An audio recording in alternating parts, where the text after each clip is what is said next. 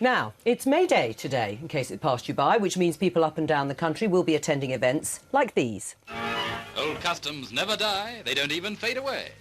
In the little village of Elstow in Bedfordshire, the May Queen arrives for her coronation as she has done for centuries. Only not this particular queen. This year it's Miss Ina Heathfield, crossing the smooth carpet of the village green in her flower-covered coach.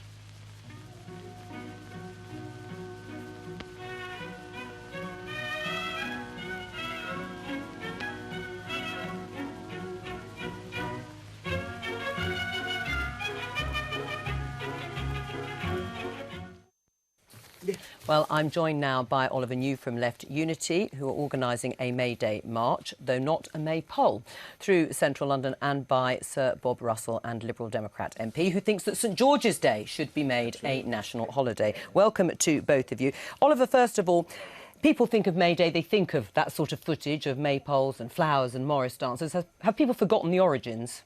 I don't think people do think of that, actually. May Day is International Workers' Day, so happy May Day, everybody. Thank you. Just to correct you, Left Unity, which is a brand new political party set up in November, didn't actually organise the march through London. That's organised every year. In fact, it's been celebrated for 150 years in London.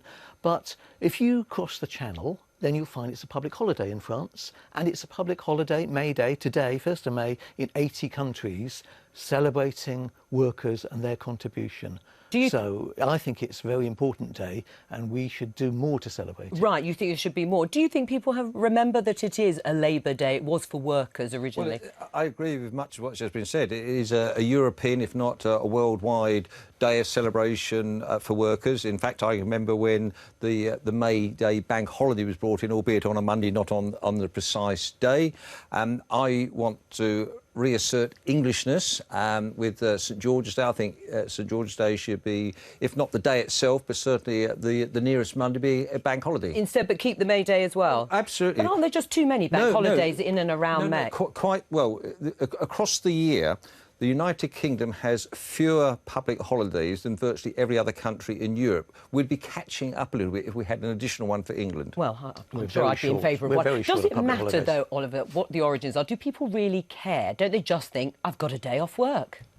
Oh, some people think that, and I think it's great that people have a day off work. The amount of stress that there is at the moment in workplaces, partly because of the drive, economic crisis, lack of job security, the amount of stress is enormous. And I think an extra couple of days off would probably be good for productivity as well as for all of us. Right, Charles, what about bank holiday in October? Well, with the Workers' Day, it seems to me inappropriate that we should all be working on Workers' Day. That's the thing to do. I think bank holidays are out of date. I think they're so inflexible.